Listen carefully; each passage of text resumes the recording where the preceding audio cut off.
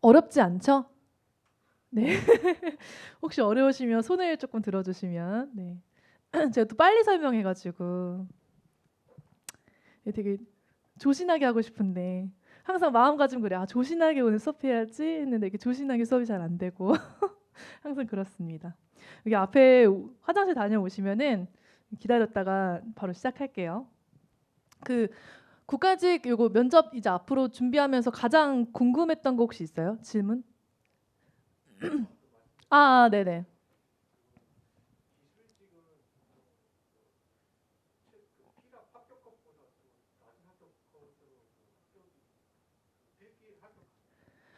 합격을 하냐?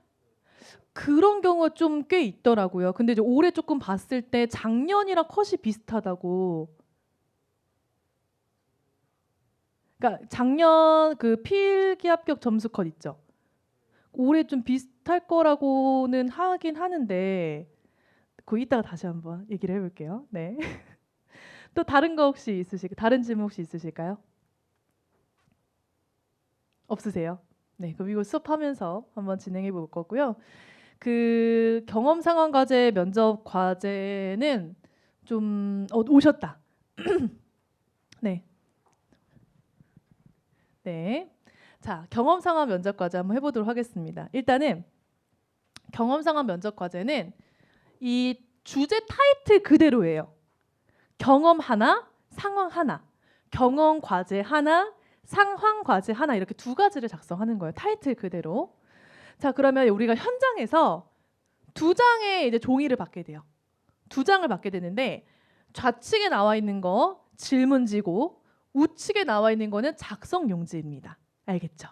그래서 여기 질문지는 A4 용지처럼 되어 있을 거고 작성 용지 여러분들이 요 질문을 보고 내용을 작성하는 질문지는 감압지 NCR 용지라고 해요. 이건 A4 용지가 아니에요. 여러분 그거 아세요? 저 어렸을 때 막 이렇게 편의점 많이 없었거든요. 네, 그랬어요. 없는데 막 이렇게 슈퍼마켓 가면 영수증 띄워주세요 이렇게 얘기하면 아주머니께 말씀드리면 막 영수증 막 써서 주신데 밑에 막 붉은 색깔 막 핑크 색깔 용지 있고 노란색 여기 밑에 글씨 묻어 나오는 거 뭔지 알죠? 옛날엔 그런 게 있었답니다. 네, 근데 그런 용지예요. 자, 왜 그러냐? 우리 면접관 두 명이라고 했잖아요. 두 분이죠? 그러면 우리가 여기 감압지에다가 내용을 작성하면은 글이 뒤에 묻어 나올 거예요. 그래서 이렇게 두 개로 이렇게 나눠서 면접관 한 분, 면접관 또 다른 분 이렇게 나눠 가질 겁니다. 알겠죠? 그래서 감압지로 이렇게 작성을 할 거고요. 그리고 여러분들이 그 내용 보고 20분 동안 작성을 해요. 자, 근데 여기 앞에 나와 있는 걸 보니까 이 경험형 같은 경우에는 제가 여기 내용을 좀 작성을 해놨어요. 자, 내용 한번 볼게요. 임용 이후 근무하고 싶은 부처와 담당하고 싶은 직무에 대해서 기술하고 응시 분야 관련 이해도와 교과목 수강, 각종 활동 등 해당 분야의 직무 수행 능력 및 전문성 함양을 위해서 평소 준비한 노력과 경험을 작성하세요입니다. 주제가 고정이 되어 있어요. 그러니까 2020년까지는 2020년도부터 이게 바뀌었거든요. 그 전까지는 경험형 주제가 이런 거였어요. 뭐 지금까지 목표를 달성했던 경험에 대해서 작성하세요. 옛날에는 그랬거든요. 근데 2020년도부터 주제가 바뀌었어요. 이걸로. 그래서 2020년 1년, 2년까지도 이 주제가 고정이었어요. 아마 올해도 고정일 겁니다. 자, 이게 무슨 말이냐면 경험 상황 면접 과제를 20분 동안 작성한다면서요. 근데 그중에 경험형 주제가 지금 오픈되어 있죠. 그럼 이거 미리 준비해서 5분 안에 쓰고 나머지 15분은 뭐예요? 상황형 분석해서 쓰란 얘기겠죠. 그렇죠? 그래서 저희는 이 아마 똑같을 거예요. 만약에 다르면 저희 커리큘럼에도 제가 경험 상황 면접 과제 경험형 이 주제를 좀 교육을 할 건데 만약에 여러분들 필기 합격자 발표 당일날 이 면접 응시 요령 공고 같이 뜰 거예요. 그때 이 주제가 뜰 거거든요. 혹시 주제 바뀌면 바뀐 주제에 맞춰서 해드릴 거니까 너무 걱정하지 마시고요. 근데 아마 이 주제 거의 90% 그대로 갈 겁니다. 알겠죠? 그래서 이거는 저희가 면접 하루 전날까지도 굉장히 최대한 완성도 높게 쓰는 게 되게 중요합니다. 완성도 높게 써야 되고 이거 정말 잘 쓰면 면접장에서 칭찬받으실 거예요. 저희 작년에 저희 검찰직 지원한 친구가 거의 여기에 정말 막 혈안이 되어 있어서 진짜 엄청 열심히 작성했거든요. 그랬더니 면접장에서 면접관이 이렇게 대답하셨어요. 너무 잘 써서 질문할 게 없다고. 그래서 그 친구는 경험형 질문 2개만 하고 넘어갔어요. 그래서 면접관이 너무 잘 써서 저희가 하고 싶은 질문이 다 들어가 있어서 뭐 할 말이 없네요. 뭐 네, 잘하셨어 이러고 넘어간 케이스도 있었어요. 그래서 여러분들도 이제 올해도 그렇게 해서 최대한 좀 좋은 인상을 남길 수 있도록 그렇게 하는 게 되게 중요할 것 같고요. 5분 내로 작성하고 15분 동안 상황을 작성한다. 이렇게 전략을 짜는 게 되게 중요합니다. 전략 짜면 좋을 것 같고요. 자, 경험면 좀 살펴볼게요. 근무하고 싶은 부처, 담당하고 싶은 직무라고 했잖아요. 그럼 여러분들이 만약에 보호직이라든지 뭐 아니면은 뭐 경찰행정직 같은 경우에는 좀 부처가 정해져 있지만 만약에 내가 다수 부처다, 부처가 정해지지 않은 직렬이다, 대표적으로 일반행정직이다라고 한다면 여러분들이 정해야겠죠. 내가 가고 싶은 부처가 뭐 고용노동부로 가고 싶은지, 문화체육관광부로 가고 싶은지 이렇게 여러분들이 부처를 정해야 돼요. 그리고 그 부처와 여러분이 담당하는 직무 또 부처만 정하는 게 아니라 여러분 조직도를 좀 살펴보면은 조직도에 막 과가 있어요. 미래전략실 이런 것처럼 그런 과들이 되게 많거든요. 미래전략실은 없습니다. 참고로 그런 과를 정해서 여러분들이 그 과에서 수행하는 직무와 관련한 전문성 함양 경험들을 이제 작성을 하는 거예요.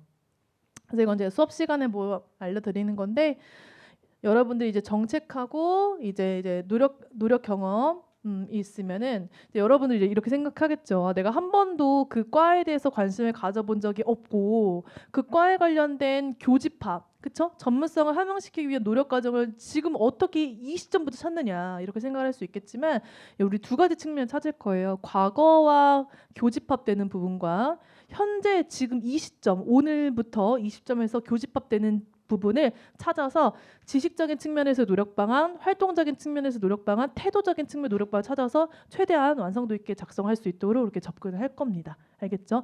자세한 내용은 좀 수업 시간에 제가 교육을 해드릴 거고요. 자, 그리고 수험생들이 많이 이제 고민을 하는 게 이제 작성을 어떻게 해야 되느냐라고 하는데 작성하는 법도 이제 수업 시간에 잘 가르쳐 드리겠죠. 자, 여기 앞에 나와 있는 작성한 요 내용 완전 거의 최악의 작성.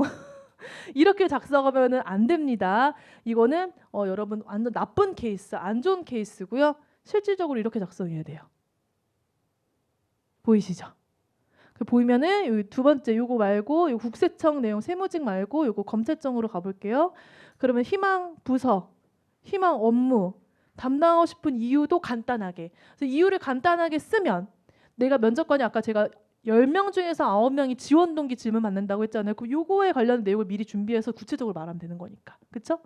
그리고 전문성 함양을 위한 노력, 학교 측면, 개인 활동처럼 이렇게 나눠서 구체적으로 이런 식으로 이렇게 작성을 해주셔야 되는 겁니다. 알겠죠? 확실히 비교해야 되죠. 이렇게 작성하면 안 돼요. 이렇게 작성할 수 있어야 됩니다.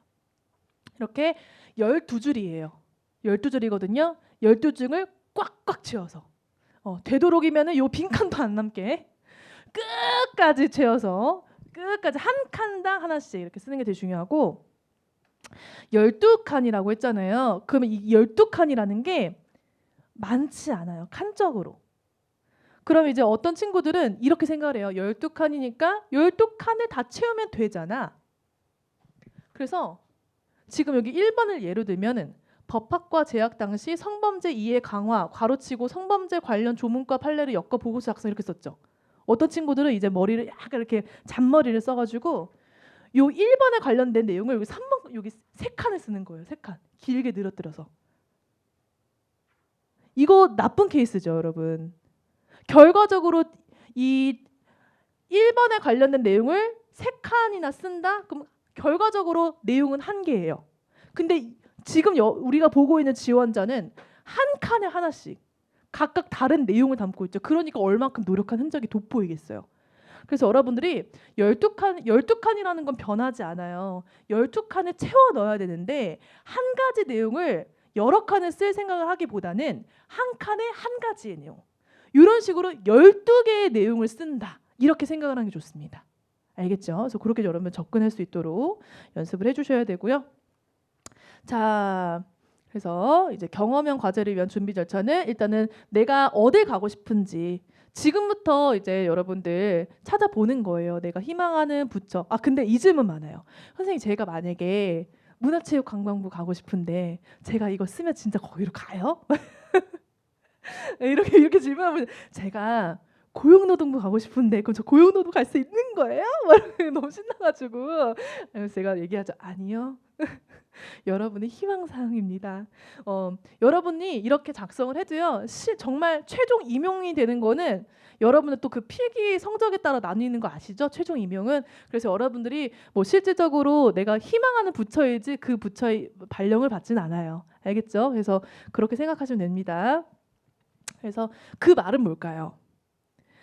만약에 내 일반 행정이다.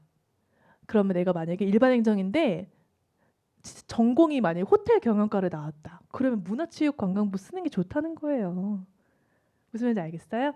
네, 여러분들 이제 뭐 학과가 있을 거고 혹은 뭐 고등학교까지만 졸업했어도 고등학교 때 배운 과목들이 있을 거 아니에요. 혹은 고등학교 때 했던 활동들이 있을 거 아니에요. 막 댄스 동아리 그럼 문화체육관광부 쓰시라는 거예요. 예를 들자면 그러니까 재밌게 얘기를 하자면 그러니까 최대한 관련성이 높은 내 지금까지 흔적 내가 지금까지 살았던 경험과 가장 관련성이 높은 부처 선택하는 게 좋다. 왜? 그래야지 쓸 말이 많아진다. 어차피 내가 써도 그 부처 발령 안 받는다. 너무 걱정하지 마세요. 알겠죠? 제가 막 이렇게 썼는데 저는 사실 문화체육관광부 안 가고 싶거든요. 근데 제가 써야 될까요? 이런 고민할 필요가 없다는 겁니다. 알겠죠? 그렇게 확인하시면 되고 내가 희망 이유 그리고 전문성 함양을 위한 노력 이렇게 준비를 해주시면 좋을 것 같고요. 자, 요거는 이제 여러분들 표예요. 이걸 제가 왜 가지고 왔냐면 여러분들이 이제 이 부처와 부서에 관련된 이제 내가 어떤 활동들을 했는지 가장 개연성이 높은 활동들을 좀 찾아봐야 되잖아요. 지금부터. 근데 갑자기 이제 오늘부터 나 내가 대학교 때 뭐 했지? 이렇게 생각을 하면 생각이 전혀 안 나요. 그래서 이 표를 바탕으로 이렇게 써내려가는 거. 내가 학교에서는 어떤 교육을 받았더라. 내가 경영학과를 나왔다. 그러면 내 경영학과에서 여러분들 그 경영학과 여러분들 학교 졸업을 했으면 어떤 과목을 배웠는지 다 볼 수 있잖아요. 내가 비즈니스 문서 작성에 대해서 배웠구나. 회계 원리, 생각도 안 나는데 회계 원리를 배웠네. 이거 예산 업무할 때 좀 도움이 되려나? 그런 식으로 정리를 굉장히 세부적으로 할 수 있어야 돼요. 지금부터 내가 요이 땅 하고 생각을 하면 생각이 안 나요. 그래서 이 표를 바탕으로 여러분들 뭐 했는지 이렇게 복기를 하면서 체크를 하면 내가 이런 활동도 했었구나. 이런 관련성이 있구나. 이게 접점을 만들 수 있기 때문에 이 표를 바탕으로 내용을 정리하는 게 되게 중요합니다. 자, 그리고 상황형. 상황형 질문이 되게 많아요. 참고로 상황형은 여러분들 지원한 직렬과 관계가 없는 질문이 나와요. 다시 한번 말씀드릴게요. 직렬 관련성 있는 질문 안 나옵니다. 상황형. 다시 한번. 상황형은 직렬과 관련성이 없는 내용이 나와요. 자, 근데 예외가 있습니다. 예외가 있어요. 예외가 어디냐? 세무직하고 우정직. 세무직하고 우정직은 조금 직렬에 관련된 질문이 나오긴 해요. 자, 어디서 우리가 볼 수 있냐면 좀 처음으로 돌아가야 되는데 너무 돌아왔네. 후회하고 있어요 지금?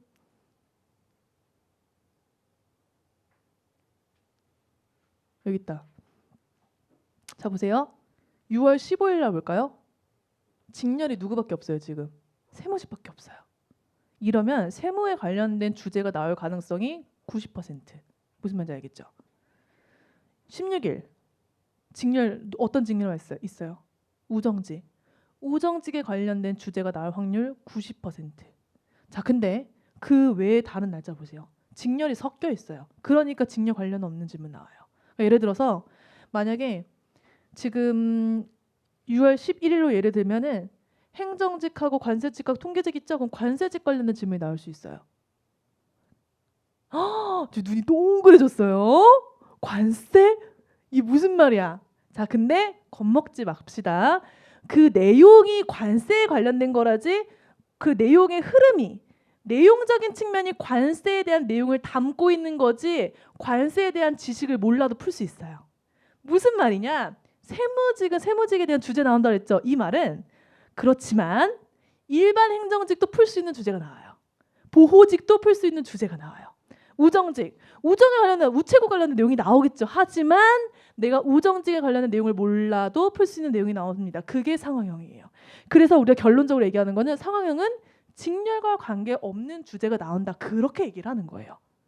내용은 그렇게 흐름을 담고 있어도 직렬과 관련 없는 주제가 나온다. 그렇게 얘기를 하는 거예요. 예를 한번 볼게요. 다시 또 돌아가서 자, 나왔죠? 자, 그렇게 살펴볼 거고, 그러면 이제 그 예시를 조금 살펴보기 전에 검토해야 될 게 있습니다. 자, 이 주제, 어떤 주제가 나오는지 정말 우리가 그 눈으로 살펴보기 전에 주제 유형을 좀 알아야 돼요. 주제 유형이 이렇습니다. 어려워. 상황이 좀 어려워요. 경험형이 낫죠? 그쵸? 상황이 어려워요. 자, 5가지, 그쵸?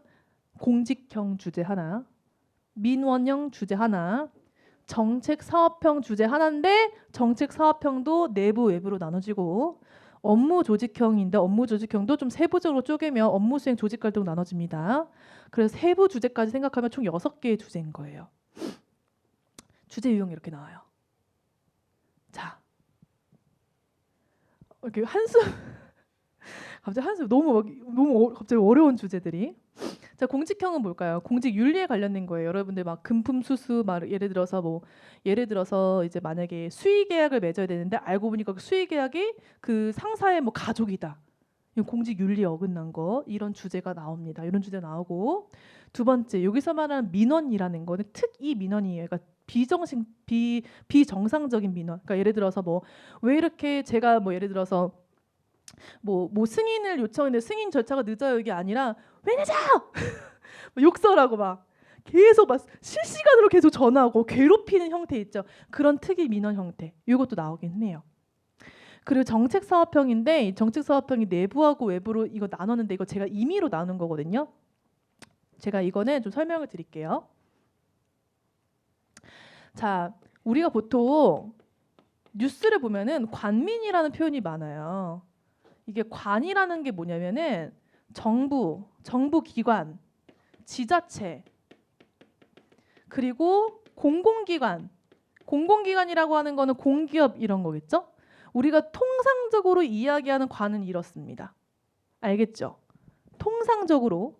자, 미는 뭐예요? 여기는 이제 사기업 이런 거예요. 알겠죠? 이렇게 생각을 하면 되는데, 우리는 지금 통상적으로는 이렇게 통용이 되고 있는데 우리 지금 국가직 면접 준비하잖아요. 그래서 이거를 제가 좀 내용의 의미를 좀 바꿨어요. 제가 수업을 할 때 어떻게 수업을 할 거냐면, 제가 여기서 말하는 관이라는 건 정부까지만 해당이 됩니다. 지자체, 공공기관 해당이 안 돼요. 수업에서는 이렇게 할 거예요. 왜냐하면 주제가 이렇게 나오기 때문에. 그래서 여기서 말하는 관관 갈등이라는 거는 정부 부처끼리의 갈등이에요.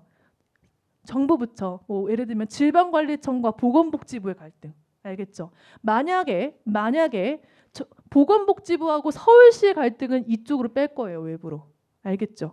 그런 식으로 나눌 겁니다. 이거 뭐 수업 시간에 디테일하게 알려드릴 거고요. 그러니까 그런 거예요. 그래서 이제 내부는 이제 내부, 그러니까 우리 정부 부처끼리만의 갈등이 내부인 거예요. 그래서 어떤 뭐 의사 갈등에 관련된 거, 뭐 의사 갈등 부처별 입장 차이에 관련된 거, 뭐 예를 들어서 뭐가 있을까요? 코로나 이번에 이제 19에서 저희 지원금 같은 거 나왔을 때 처음에는 프리랜서 지원금이 안 나왔었잖아요. 근데 프리랜서 지원금도 풀려 하니까 내부에서 반발이 일어날 수도 있고, 이런 거예요. 그런 어떤 관관 갈등.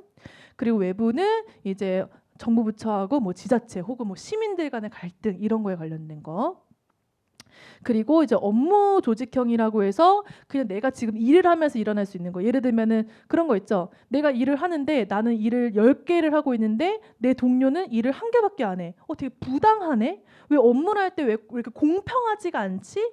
이런 부당한 업무 상황에서의 어떤 갈등, 내부 문제, 이렇게 해서 총 주제를 이제 6가지로 나눈 겁니다. 6가지로 나눴는데 6가지 주제가 이제 뭐가 나올지 몰라요. 솔직히 말하면. 이게 요일이 6월 11일부터 6월 17일까지 작년에 면접을 봤을 때 참고로 오전 주제하고 오후 주제는 다르거든요. 오전 주제는 다 같고 오후 주제는 달라요. 그러니까 6월 11일 오전 오후 주제 다르고 6월 12일 오전 오후 주제가 다 다르다는 거예요. 알겠죠? 이거는 유출되면 안 되니까. 근데 2018년도 19년도 막 그때까지만 해도 예전에는 공직하고 민원형 주제가 굉장히 강했어요. 굉장히 강세였어요. 근데 제가 그랬잖아요. 아까 처음에 설명드릴 때 그 면접이 직무 적격성 평가를 많이 한다고. 그러면 실제로 직무 적격성이라는 것은 실무에서 일어날 때 문제 해결 능력 이런 걸 본다는 거거든요. 그러니까 그런 거를 너무 많이 중요하게 생각을 하다 보니까 요즘 추세가 공직하고 민원형보다는 정책사업형하고 업무조직형으로 넘어왔어요. 그리고 작년 그 이제 제가 교재에 썼거든요. 작년에 공직형이 차지하는 퍼센티지와 민원형이 차지하는 퍼센티지를 제가 그런 퍼센티지를 나눴는데 작년에도 분명 공직하고 민원이 있긴 있었어요. 근데 상대적으로 정책사업형하고 업무조직형이 더 많았습니다. 알겠죠? 그래서 우리가 유형별로 이 말은 유형별로 좀 공부를 할 필요가 있다. 그래서 유형별로 공부를 하게 될 거고요. 자, 그럼 이제 상황형 주제 아까 제가 그랬잖아요. 직렬과 관련 없다고. 그거 한번 살펴볼게요. 자, 6월 11일 오전, 작년 오전 주제고요. 다음 상황을 보고 어떻게 대처할지 기술하세요. 자, 귀하는 비공익근무원 요원 담당 주무관이다. 그러니까 공익근무원 요원을 담당하는 주무관인 거예요, 여러분들은. 이제 공부하는 거예요, 지금 여기서. 알겠죠? 자, 평소 성실하고 책임감이 높아서 부처에서 선호도가 높은 사람이래요. 자, 근데 이렇게 좀 좋은 분인데 이 공익근무 요원이 허가받지 않은 아르바이트를 하다가 적발되어서 처벌을 받는 상황이래요. 그러니까 인품이 좋은데 이분이 실수로 허가를 받지 않은 아르바이트를 하다가 적발되었대요. 그래서 지금 처벌을 받는 상황이래요. 자, 근데 비공익근무 요원은 지금 생계 곤란을 이유로 아르바이트를 했다고 말을 하고 있는데 하지만 막상 실상 조사를 해보니까 경제적인 어려움은 있으나 생계 곤란까지는 아니더라 이거예요. 조사를 해보니까 이런 상황에서 비공익근무요원은 경제적 어려움을 주장하면서 선처를 호소하고 있는데 담당 주무관으로서 어떻게 할 건가? 자, 이거 공직형일까요? 민원형일까요? 정책사업형일까요? 업무조직형일까요? 일단 이거부터 알고 들어가야 되는 겁니다. 공직형이에요. 공직형입니다. 이거는. 자, 우리 겸직금지 의무라는 게 있어요. 공무원 의무 중에. 그러니까 이게 왜 공직형이냐면 공무원에 관련된 공부 안 했으면 이거 풀 수가 없어요. 공무원 의무, 공직가치, 공무원 행동강령이라는 게 있는데 그 공부 다 할 거거든요. 그거 모르면 풀 수가 없어요. 우리가 겸직금지 의무라는 게 있거든요. 그거랑 유사해요. 제가 왜 유사하다고 했냐면 이거 시험 보고 나서 어떤 수험생이 그러더라고요. 선생님 저희가 공익근무 요원의 규정을 어떻게 알아요? 이렇게 얘기를 해요. 근데 우리가 기본적으로 겸직금지 의무를 좀 생각을 했다면 풀 수가 있는 문제예요. 공익근무 요원의 규정을 몰라도 공익근무 요원도 마찬가지로 허가받지 않은 아르바이트를 하면 안 돼요. 공무원도 마찬가지예요. 공무원 일하면서 다른 일 할 수가 없잖아요. 유튜브를 하고 싶다고 유튜브 상관에게 허가 받아야 돼요. 유튜브도요 허가 안 받으면 못 해요. 참고로. 근데 약간 세부 규정도 있어요. 내가 유튜브를 이제 해야 되는 어떤 시간이라든지 그리고 어떤 수익 창출을 할 수 있는 그런 여러 가지 조건을 살펴봤을 때 상사한테 허가를 받아야 되는 기준이 있는데 그게 겸직금지 다 해당이 된단 말이에요. 그러니까 그거를 좀 알면 좀 잘 풀 수 있었던 문제였다. 이렇게 생각해 볼 수가 있고 만약에 내가 겸직근무를 몰랐다고 하더라도 여기서 포인트가 뭐죠? 허가받지 않은 아르바이트잖아요. 허가받지 않는다 이거 무슨 말이에요? 규정을 준수하지 않았다. 원칙을 준수하지 않았다. 공무원은 기본적으로 원칙 준수가 의무예요. 공무원 공직 가치 중에 공정성이라는 키워드가 있거든요. 그게 내부 규정과 원칙을 준수하는 의무 사항입니다. 그거라도 생각을 했다면 풀 수 있었던 문제.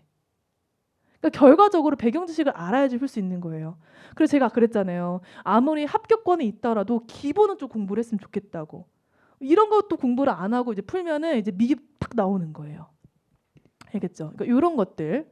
자, 그리고 이거 보면은 6월 11일 날 면접 봤던 대상자가 일반 행정 관세직 통계직입니다. 어떻게 각 직렬에 관련 있는 주제였나요? 아니었죠. 완전 관련이 없는 주제였죠. 그러니까 이런 주제가 나온다는 겁니다. 또 볼까요? 자, 보겠습니다. 6월 13일 오전 작년이고요. 자, 귀하는 A부처 장애인 복지 담당 주무관이다. 장애인을 위한 특수학교가 교회에 편중되어 있어서 도심에 거주하는 학생들이 장애 학생들이 통학에 불편을 겪고 있는 상황이다. A부처는 도심 접근성 향상을 위해서 도심지인 B의 특수학교 부지를 확보하고 특수학교 설립을 진행하고자 한다. 그런데 B 지역 주민들이 반대한다. 자, 이거 뭘까요? 이거 공직형일까요? 민원형일까요? 아니면 정책사업형일까요? 아니면 업무조직형일까요? 정책사업형의 외부죠. 관민 갈등입니다. 알겠죠? 근데 이것도 지금 보면은 장애인 복지 담당 주무관이라고 했지만 뭐 고용노동 교육행정 선거행정이거든요. 뭐 딱히 관련성 없어요. 이런 식으로 풀어나가는 거예요. 직렬과 관련이 없습니다. 알겠죠? 자, 6월 15일 세무직 볼까요? 자, 내용 보겠습니다. 세무직. 자, 귀하는 A부처의 조사과 담당 주무관이다. 최근 B 업체에 대한 탄로 정황에 있어서 세무조사를 실시한 결과 탄로 사실이 밝혀졌다. 이에 따라 B 업체에 과세하는 방향으로 상급자에게 보고를 했는데 상급자가 만류하는 상황이다. 그러니까 과세해야 돼요. 탄로했어요. 그래서 과세해야 되는 상급자가 안 돼, 하지 마, 이렇게 얘기를 하는 거예요. 근데 왜 그러냐 봤더니 아는 사람인 거야. 자, 이거 세무직이거든요. 자, 이거 세무직 아니어도 풀 수 있어요, 없어요? 풀 수 있습니다. 이거 공직형이죠. 이런 거예요. 세무직의 내용이 나왔지만 막상 핵심을 살펴보면 핵심 요지가 세무직에 관련된 게 아니어도 내가 풀 수 있는 주제라는 거예요. 그래서 결론적으로 상황형은 직렬과 관련 없는 주제가 나온다. 근데 이제 조금 우정직하고 세무직은 그래도 내용 자체가 우정과 세무에 관련된 내용이 나오긴 하니까 그걸 좀 별도로 공부를 하면 좀 도움이 되긴 하겠죠. 근데 그게 필수는 아니라는 거. 알겠죠? 그렇게 좀 생각해 볼 수가 있습니다. 뭐 이런 것도 여러분 나중에 한번 살펴보면 돼요. 이렇게 요게 이제 답변입니다. 여러분들 교재에 있으니까 살펴보시면 좋을 것 같아요. 이게 주제 샘플, 이렇게 답변 이렇게 내용 보시면 되고요. 자, 그래서 결과적으로 이런 상황형을 잘 준비하기 위해서는 상황형 주제 유형을 조금 파악을 해야 되고 그리고 상황형 주제 유형만 파악하는 게 아니라 공직형, 민원형, 정책사업형, 업무조직형 중에서 가장 빈출도가 높은 게 무엇인지부터 좀 준비를 해야 돼요. 자, 제가 이렇게 수업도 이렇게 할 거예요. 유형만 가르쳐주는 게 아니라 빈출도가 가장 높은 것부터 좀 공부를 해야 된다 이런 강조를 많이 하는데 이게 왜 중요하냐면은 가장 빈출도가 높기 때문에 내가 많이 공부해야 되는 것도 있겠지만 우리가 면접을 준비할 때 지금 여러분들처럼 미리 준비하시는 분들도 있지만 급박하게 준비하시는 분들도 있거든요. 그런 분들은 뭐예요? 빈출도가 높은 부분부터 공부를 해야지 내가 면접 현장에서 잘 작성할 가능성이 높겠죠. 그래서 그렇게 좀 준비를 해야 되고 유형별 해결 방법 알아야 되고 이제 뭐 의견까지 제시하는 방법까지 좀 공부를 할 수 있어야 된다. 이렇게 생각해 볼 수가 있습니다. 자, 마지막 5분 발표 과제 한번 가볼게요. 자, 5분 발표 국가직 9급의 5분 발표는요. 쉬워요. 그러니까 지금 경험 상황 면접 과제에서 경험형하고 상황 과제 5분 발표 봤잖아요. 제일 난이도가 쉬운 게 일단 경험형이겠죠. 왜? 미리 준비할 수 있으니까. 두 번째로 쉬운 게 5분 발표고요. 마지막이 상황 과제예요. 자, 주제가 쉬우니까 작성 시간도 10분이겠죠. 10분밖에 안 줘요, 여러분. 너무하죠. 근데 여러분들이 이 주제를 보면은 지금은 어려울 거예요. 근데 매일매일 훈련해 보면 이거 좀 이런 말 좀 그래 좀 껌인가? 근데 왜 이렇게까지 제가 얘기하는 이유가 있어요. 그 설명을 좀 드릴게요. 자, 일단 그 국가직 9급은 5분 발표 주제가 무조건 공직가치예요. 그래서 여러분들 공직가치를 모르면 절대 풀 수가 없어요. 공직가치를 알면 풀 수 있는 거고 공직가치를 알아야 되는 겁니다.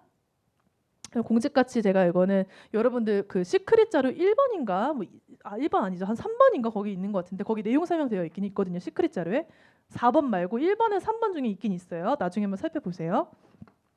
공직가치가 뭐냐면 공무원으로서 직무 수행을 하면서 갖춰야 될 가치관 의미를 하는 건데 크게 국가 간 공직관, 윤리관으로 나눠지고요. 국가관은 애국심, 민주성, 다양성, 공직관에는 책임감, 공정성, 투명성, 윤리관에는 공익성, 도덕성, 그리고 청렴성 총 9가지가 있습니다.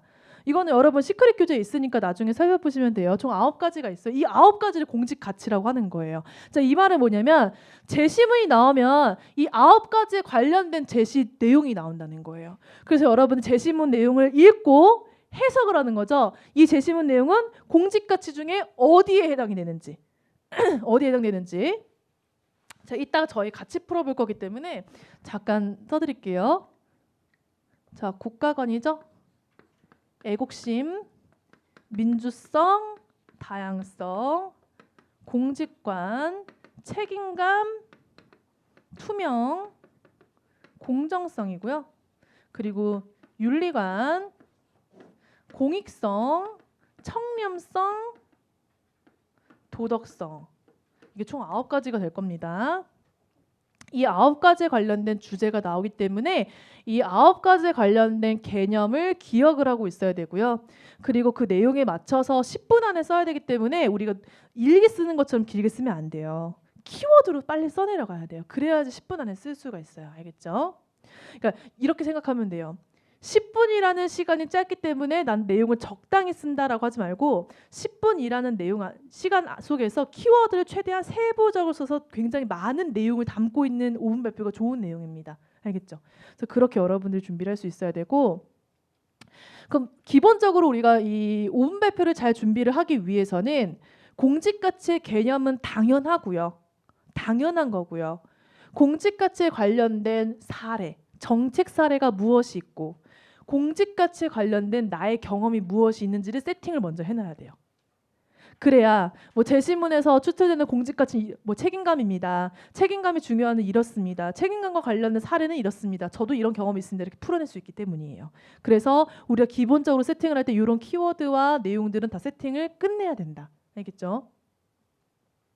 자, 한번 볼게요. 이게 5분 발표 주제입니다. A 부처에는 공직사회 분위기 쇄신을 위해서 임용된 특별한 이력의 공직자가 있다. 자, 이분은 연구소 법의관과 영국 대병원 교환 교수를 거쳐서 땡땡병원 병리과정으로 재직해온 의과학자이다. 20년간 병리학을 연구했던 그는 세포 유전자 치료 및 유전자 제조와 의약품 연구 및 검증의 실적을 거둔 권위자이다. 자, 이거 여러분 공직가치 몰라도 알 수 있죠. 여기까지만 봤을 때 이분은 어떤 사람처럼 느껴져요? 20년간 병리학을 연구했고 병원에서도 근무했고 연구소에서도 근무했고 이력이 빵빵합니다. 여기서 우리가 유추할 수 있는 게 뭐예요? 아, 이분은 어떤 사람이다? 굉장히 전문성이 높은 사람이구나. 그렇죠? 전문성과 관련된 공직 가치는 책임감입니다. 참고로. 근데 여기서 끝난 게 아니에요. 끝까지 봐야 돼요. 이는 국민 참여형 선진 인사 시스템인 국민 추천제로 임용된 대표적인 사례이다. 국민 추천제가 있대요. 내가 지금 국민 추천제를 몰라도 대충 어떤 느낌인지 오죠. 국민이 추천한 제도로 임용을 했대요. 국민이 추천을 했다. 이게 내부에서 내가 아는 사람이 있는데 우리가 추천해볼까? 이런 느낌이 아니라 국민들이 추천한 거래요. 국민들이 추천한 제도로 임용이 된 케이스래요. 민주성이죠. 국민의 의견을 담아서 채용을 한 거니까 민주성. 이런 거예요. 그래서 이렇게 분석해서 들어가는 겁니다. 그러니까 결과적으로 제시문에서 딱 요구하는 그거예요. 해당 제시문에서 유추할 수 있는 공직 가치는 무엇이고 공직 가치에 관련된 뭐 사례나 경험 뭐 작성하세요. 이게 주제거든요. 그럼 결과적으로 공직 가치를 모르면 절대 풀 수 없어요. 알겠죠? 근데 공직 가치를 알고 그것과 관련된 뭐 내용, 배경 지식, 뭐 사례 이런 것까지 준비를 다 했다? 그러면 이제 훈련만 하고 제시문에서 이제 유추하는 방법만 연습을 하면 쉬운 거예요. 그래서 제가 쉽다. 생각보다 쉽다. 처음에는 어렵겠지만 쉽다라고 얘기했던 게 그런 이유입니다. 그래서 생각보다 5분 발표 어렵지 않아요. 그래서 여러분들이 이제 제시문을 보고 실질적으로 내용을 작성을 하면 이렇게 작성을 하는 거죠. 그래서 굉장히 짜임새 있게 작성을 많이 잘 해야 된다. 이렇게 생각해보면 좋을 것 같은데 이래야지 5분 발표가 나와요. 자, 5분 발표라고 했잖아요. 그럼 이제 면접장에서 5분 동안 발표를 하는데 진짜 5분 동안 하는 건 아니고요. 한 3분 30초에서 4분 정도. 그러면 우리 A4 용지 10포인트로 작성했을 때 한 3분의 2 정도 됩니다. 3분의 2 정도의 분량이에요. 그 정도면. 그렇게 생각을 해주시면 좋을 것 같습니다. 자, 그럼 5분 발표를 위한 준비 절차. 첫 번째는 공직 가치를 준비하는데 기본적인 개념도 준비하고 관련된 뭐 사례나 경험까지도 준비를 해주셔야 되고, 두 번째로는 제시문을 해석하는 연습을 많이 해야겠죠. 제시문을 해석해야지 거기에 맞는 합당한 공직 가치가 무엇인지 우리는 알 수 있기 때문에 그 다음에 10분 내로 작성하는 거. 그래서 여러분 처음 연습할 때는요, 그 10분이라는 시간 제한을 두지 않으셨으면 좋겠어요. 처음에는 완성도에 초점을 주세요. 그러니까 완성도라는 거는 해석 능력과 작성 능력을 의미하는 건데, 처음에는 10분 동안 작성을 하면은 이게 10분이란 시간에 쫓겨서 잘 못해요. 그래서 처음에 연습할 때는 무조건 10분이라는 시간 제한 두면 안 되고요. 이게 어느 정도 완성도가 높은 내용을 작성하는 거, 유추도 어느 정도 잘하고 내용 정성도 내용 작성도 어느 정도 좀 잘했다, 요런 그런 상황이다 싶을 때 그때부터 10분이란 제한을 두는 거예요. 그래서 여러분 실제로 10분이란 제한 연습을 할 때도 10분에 딱 맞춰서 연습하면 안 되고 8분으로 잡으세요. 우리 8분 동안 연습하세요. 왜냐하면 면접 현장은 예측 불가능한 상황이 되게 많다고 했잖아요. 대표적으로 아까 얘기했던 환풍기 소리 이런 것처럼 되게 우리가 그 연습했던 환경과 동일하지 않을 수 있기 때문에 8분이라는 시간에 조금 시간을 맞춰서 빠르게 훈련 연습을 하면 아마 면접 현장에서 10분 나올 거예요. 알겠죠? 그래서 그렇게 연습하는 게 좋습니다. 자, 마지막으로 이제 경험상황 면접 과제도 작성을 다 하고 온 발표 작성도 다 했어요. 자, 그럼 이제 마지막으로 뭐만 남았어요? 개별 면접만 남았습니다. 개별 면접만 남았고요. 이 개별 면접은 여러분 30분 동안 면접을 보게 돼요. 근데 그 중에 10분이 5분 발표고요. 20분이 경험상황 면접 과제입니다. 이게 무슨 말이냐? 면접 시간 30분 동안이요. 10분간 5분 발표를 평가를 해요. 근데 여기서 10분 동안에 5분은 여러분이 직접 발표를 하는 거예요. 스피치를 하는 거고, 나머지 5분은 여러분들이 스피치한 내용에 대한 후속 질문입니다. 그렇게 진행을 해요. 그리고 나서 10분 정도가 지나면 그 다음부터는 여러분들이 아까 제출했던 거 있죠. 경험상황 면접 과제. 그래서 경험형에 대한 질문 10분, 상황형에 대한 10분, 후속 질문 10분, 이런 식으로 총 30분이 이루어지는 거예요. 그래서 되게 국가직은 친절하게도 절차가 있습니다. 예를 들면 이렇게 해요. 그 대기장에 들어갔어요. 그 면접관이 네, 먼저 온 발표 해보세요. 이렇게 신호를 주실 거예요. 그럼 지원자가 네, 지금부터 5분 발표 시작하겠습니다. 두루루루 얘기해요. 면접관이 아까 5분 발표에서 이렇게 얘기했다는데 왜 이렇게 얘기한 거예요? 후속 질문을 막 던져요. 5분 동안. 5분이 끝났어요. 그럼 면접관이 뭐라고 하냐면 자, 그럼 이번엔 경험형으로 넘어가 볼게요. 면접관이 신호를 주세요. 자, 이제 경험형 질문할 겁니다. 5분 발표 끝났어요. 이런 의미겠죠? 자, 이제 경험형으로 넘어가 볼게요. 경험형 내용 보니까 되게 여러 가지 활동을 많은데 그 활동이 공직에 왜 도움이 될까요? 그리고 막 경험에 관련된 거 막 질문 다 해요. 자, 이제 상황형으로 넘어가 봅시다. 이렇게 또 신호를 주세요. 상황형에 이렇게 아까 작성을 했던데 왜 그런 거예요? 이런 식으로 신호를 주세요. 그렇게 총 30분이 지켜져요. 근데 면접 후기를 보면은 30분을 딱 맞춰서 끝난 지원자도 있고 28분이 걸린 지원자도 있고 약간의 뭐 2, 3분 정도 차이는 있는데 너무 걱정하지 마세요. 뭐 내가 좀 일찍 나왔다고 해서 불이익이 있는 것도 아니고 그런 거 전혀 없고, 그러니까 아까 그랬잖아요. 아까 저희 검찰직 수험생한테 잘 써서 할 말이 없다. 이 친구 일찍 끝났거든요. 경험은 주제에 생각보다 많이 안 해서 후속 질문을 이렇게 일찍 나오는 경우도 있기 때문에 내가 좀 일찍 나왔다고 해서 막 불안하거나 이렇게 생각하지 마시고요. 정말 중요한 건 30분이나 시간을 꽉 채웠냐 채우지 않았냐 그게 중요한 게 아니라 그 면접에서 내가 질문했을 때 어떻게 대답을 했는지 그런 게 더 중요해요. 알겠죠? 그래서 그런 것들을 잘 복기를 좀 하고 있어야 되는 겁니다. 그래서 여러분들 이렇게 면접이 30분 동안 진행이 되고요. 그럼 이제 5분 발표 후속 질문, 경험형 후속 질문, 상황형 후속 질문이 있는데 사실 그 면접 현장에는 그 조가 되게 많았잖아요. 그럼 조별로 면접관이 다 있는 거잖아요. 그러면 우리가 이걸 또 생각해 볼 수가 있어요. 질문의 형평성. 그렇잖아요. 한 면접관이 다수를 보는 게 아니라 여러 면접관이 정말 많은데 뭐 최소 50명, 최소 100명이 되겠죠. 50조로 나눴을 때. 그러면은 아니죠. 막 120번, 120조도 있으니까 되게 많아요. 엄청 많은데 그 수백 명의 면접관이 지원자를 평가를 했을 때 평가 기준이라는 게 있어야 되거든요. 평가 기준은 아까 평정표 5가지 있죠. 가나 다라마로 평가를 하긴 해요. 하는데 그 안에서도 이 가가 공무원으로서의 정신자세, 나 전문지식과 그 응용 능력, 다 의사표현의 정확성, 논리성, 라 예의품의 성실성, 마 창의력, 의자 발전 가능성이잖아요. 근데 이 타이틀이 이 워딩 자체가 되게 추상적이란 말이에요. 그렇잖아요.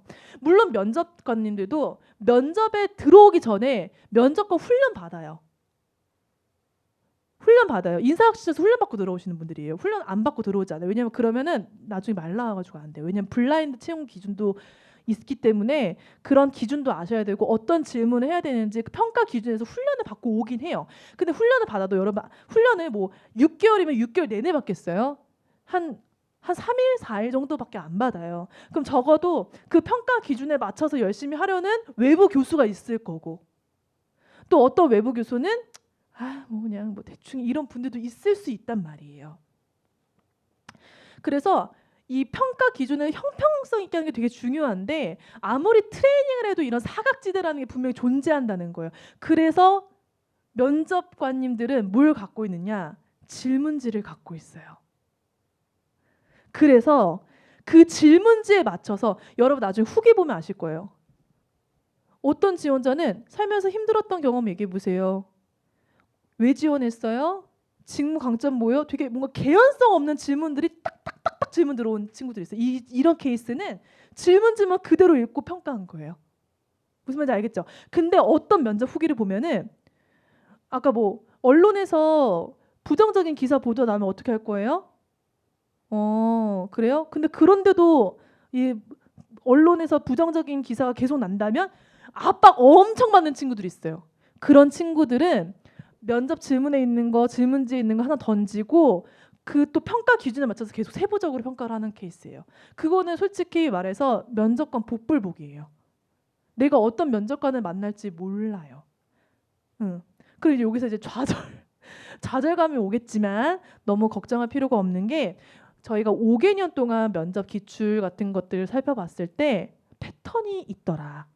면접 질문지의 질문지를 유추할 수 있는 패턴도 있고 자주 나오는 기출 빈도가 높은 질문들이 있더라. 그래서 우리가 개별 면접을 준비할 때는 후속 질문의 패턴에 맞춰서 조금 준비를 하면 면접을 잘 볼 수가 있습니다. 사실 패턴은 제가 간단하게만 갖고 왔고요. 이제 교재에는 굉장히 세부적으로 많이 쪼개져 있어요. 그래서 교재에 있는 내용을 많이 보셔야 되고 지금 패턴이 이렇게 나와 있지만 패턴 안에서도 우선순위라는 패턴이 있겠죠. 예, 그건 이제 수업 시간에 다뤄드릴 겁니다. 그래서 이런 패턴이 있는데 뭐 배경 지식을 묻는 패턴, 근거 제시를 묻는 패턴 이런 패턴이라는 거예요. 여러분들이 패턴에 맞춰서 조금 공부를 하면 적어도 압박 질문을 받더라도 압박 질문을 받지 않더라도 내가 체계적으로 공부를 했기 때문에 면접 현장에서 당황할 확률은 굉장히 적어지는 거죠. 알겠죠? 그렇게 준비를 하면 됩니다. 뭐 경험형에 대한 패턴은 뭐 크게는 4가지. 뭐 상황형에 대한 패턴은 뭐 크게는 2, 4, 6가지 이렇게 나눠서 이런 패턴이 있다. 이 패턴별로 좀 공부를 해서 답변을 준비할 필요가 있다. 이렇게 생각해 주시면 좋을 것 같습니다. 네, 여기까지가 이제 저희 이제 국가직 면접의 절차 그리고 준비해야 되는 어떤 내용 항목들에 대해 좀 살펴봤고요. 자, 그리고 마지막으로 이제 저의 이제 교육 방식에 대해 좀 살펴볼 건데 이제 교육의 차별화 그리고 관리의 차별화, 교재의 차별화 이 3가지로 나눠 살펴볼 거예요. 일단 교육. 아시다시피 교육은 프리미엄 수업하고 베이직 수업하고 나눠져 있는데요. 일단 프리미엄 수업하고 베이직 수업의 공통점 한번 살펴볼게요. 공통점은 교육이 같다. 제가 좀 고민 많이 했어요. 이제 프리미엄이 좀 비싸다 보니까 교육 조금 다르게 갈까 이 생각도 많이 했는데 너무 약간 그러면 좀 그렇더라고요. 뭐 그렇게까지 뭐 너무 그렇더라고요. 그래서 이제 공통점은 교육 수업은 같습니다. 수업은 같아요. 그래서 수업 내용을 좀 살펴보면은 수업만 10회예요. 수업만 10회고요. 1회차에는 뭘 배우냐?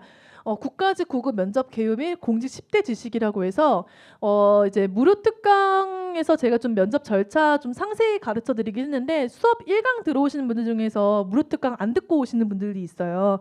그래서 그런 분들을 위해서 면접 절차는 이때는 간단하게만, 오늘처럼 디테일하게 안 할 거예요. 그래서 간단하게 설명드리고 디테일한 거 알고 싶으면 무료 특강 들으라고 할 거거든요. 근데 알려드리긴 해야 돼서 면접 절차 간단하게 설명드리고, 제가 아까 방금 봤던 저희 기출 패턴 있죠. 이제 기출 패턴 좀 세부적으로 들어갈 거예요.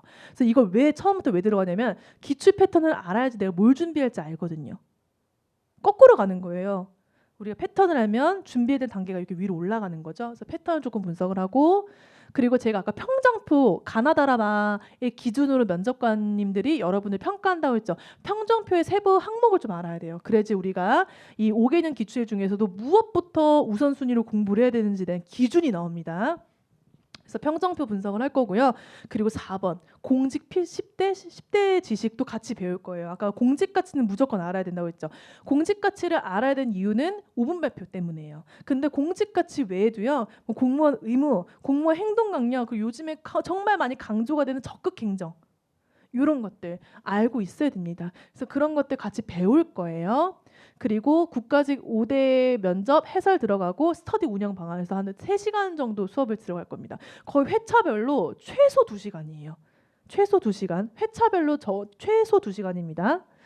자, 그리고 2회하고 3회는요 직군별 준비를 할 거예요. 그래서 저희 행정직도 있고 뭐 세무직도 있고 공안직도 있고 기술직이 있잖아요. 네 직군으로 나눠서 다르게 수업할 거예요. 그래서 뭐 행정직은 예를 들면은 뭐 5월 12일, 5월 10날인가, 5월 10 오전에 행정직, 5월 10 오후는 뭐 세무직, 5월 11일 오전은 공안직, 5월 12일 뭐 오후는 뭐 기술직, 이런 식으로 나눠서 수업을 할 거예요. 그래서 2회, 3회는 직군별 수업입니다. 그래서 이때는 어떻게 할 거냐면은 전공 기출 볼 거고요. 근데 참고로 국가직은 전공 기출 많이 나오진 않아요. 많이 나오진 않아요. 그러니까 제가 말하는 전공 기출이라는 건 이런 거예요. 만약에 내가 세무직이다. 그 국세와 지방세의 차이 이런 거 있잖아요. 이런 기초적인 질문이 나오기는 하는데 많진 않아요. 자, 이게 무슨 말이냐? 이거 좀 설명해 드릴게요. 아까 제가 이제 5분 발표 후속, 경험상 후속 있잖아요. 경험형 후속하고 상황 후속에서 끝난 친구들이 있고 기타 개별 질문을 받는 친구들이 종종 있어요. 그 기타 질문 받으면 보통 1개에서 3개 정도 받거든요. 이게 이때가 전공이 나오는데 이 전공을 무조건 받느냐 또 그렇지도 않아요. 예를 들어서 세무직에 지원한 사람이 10명이라고 했을 때 10명 중에 6명은 전공 받을 거예요. 근데 4명은 아예 안 받고 끝나는 케이스도 있어요. 자, 그러면 우리가 전공 기출을 나오지 않을 수 있으니까 전공 기출을 좀 약간 우리가 소홀히 해야 되느냐, 이제 그거 한번 살펴봐야 되는데 소홀히 하면 안 되죠. 자, 왜 안 되냐? 자, 질문만 안 물어봤을 뿐이지, 면접관이 나한테 물어보지만 않았을 뿐이지 전공 지식을 답변으로 살리는 연습해야죠, 저희. 알겠죠? 그러니까 기출은 기출대로 내가 안 받는다고 하더라도 그럼 기출 전공 공부 안 할래가 아니라 전공을 어떻게 하면 활용할까, 그걸 우리가 좀 살펴봐야 돼요. 알겠죠? 그리고 그 직군별로 주요 이슈가 무엇이 있고, 그리고 이제 그 여러분이 지원한 부처에서 대표 정책들은 무엇이 있는지 이런 거 좀 살펴볼 거고요. 자, 그리고 정말 중요한 게 우리가 직군별로 이제 준비 전략은 어떻게 해야 되는지, 뭐 세무직은 국세청에 뭘 봐야 되는지 알겠죠? 그리고 뭐 예를 들어서 뭐 보호직은 뭐 법무부에 뭘 봐야 되는지, 여러분들이 해당 부처에 들어가서 뭘 보고 분석하고 정리를 어떻게 해야 되는지 그 분석법하고 정리법을 알려드릴 거예요. 그게 2회하고 3회입니다. 그리고 4회부터는 또 공통교육이에요. 왜냐하면은 4회부터 공통교육은 경험상황 면접과제, 뭐 5분 발표 이런 건데 그 우리 면접 유형의 특징이 직렬과 다 관련이 없었잖아요. 그렇기 때문에 공통교육으로 들어갈 거고요. 4회는 경험상황 면접과제 경험형, 5회는 경험상황 면접과제 상황형. 물론 이 수업을 할 때 직렬별로 어떻게 작성을 했는지는 다 배포해 드릴 거고 그거에 대해 설명을 드리긴 할 거예요. 공통 수업이긴 하지만 세무직의 케이스는 이렇더라, 뭐 행정직의 케이스는 이렇더라, 뭐 검찰직의 케이스는 이렇더라, 케이스에 맞춰 설명을 다 드리긴 할 겁니다. 그래서 공통 교육이지만 사실은 직렬 교육도 같이 병행을 합니다. 자, 그리고 상황형 살펴볼 거고요. 6회는 5분 발표 과제 작성법 이런 것들. 그래서 4회, 5회, 6회는 유형에 맞춰서 설명드릴 거고. 자, 그리고 7회부터는 이제 개별 면접인데 개별 면접에서도 우리 어떻게 답변을 해야 되는지 기본적인 논리 과정 한번 살펴보고 실전 5분 발표 후속 질문 대응하는 거, 경험형 후속 질문 대응하는 거, 상황형 후속 질문 대응하는 거를 다 다뤄볼 거예요. 그래서 7회부터 10회까지는 개별 면접에 관련된 훈련이라고 생각하시면 좋을 것 같습니다. 그래서 이때는 뭐 5분 발표 후속 질문에는 뭐가 많이 나오고 그 많이 나오는 기출 주제에서 답변을 어떻게 하는 게 좋을지 그 방향성과 답변 사례를 같이 검토해 볼 거고 우수 사례하고 미흡 사례까지 같이 살펴볼 거예요. 그래서 가장 내가 좋은 답변을 할 수 있는 방향성과 내용은 무엇인지 그런 것들을 살펴보는 수업이다라고 생각하면 좋을 것 같습니다. 여기까지가 10회예요. 10회는 프리미엄과 베이직이 공통이다. 이렇게 생각하면 좋을 것 같고요. 자, 차이점은 무엇이냐?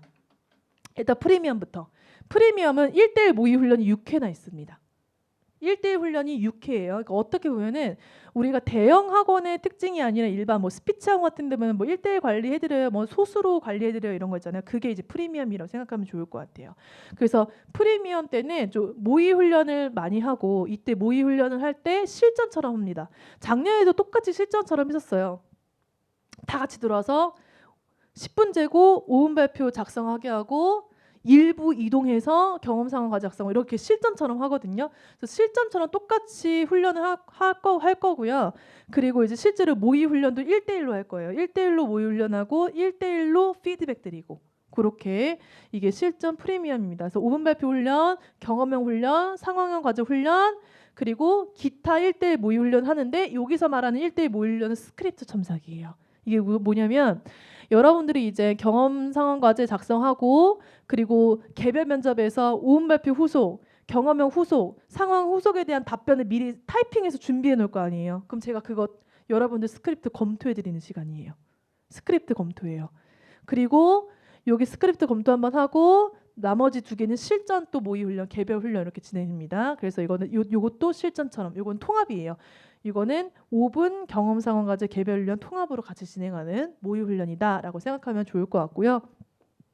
그래서 약간 프리미엄은 1대1 코칭이 많아서 이렇게 생각하시면 좋을 것 같아요. 내가 커트라인이면 좀 프리미엄으로 들어오는 게 좋고 내가 합격권인데 내가 필기는 합격권인데 막상 이게 말하는 훈련이 너무 안 되어 있고 이게 너무 힘들다. 그래서 내가 좀 안정권이긴 하나 내가 말하는 방식이라든지 이런 게 너무 힘들어서 아슬아슬할 것 같다. 그럼 프리미엄을 드는 게 좋아요. 근데 나는 좀 합격권이고 안정권이고 그리고 좀 말하는 거 조금 배우면 좀 잘할 수 있을 것 같아. 좀 그런 거에 대한 어려움이 없어. 그런 분들이 이제 베이직으로 들어가셔도 괜찮죠.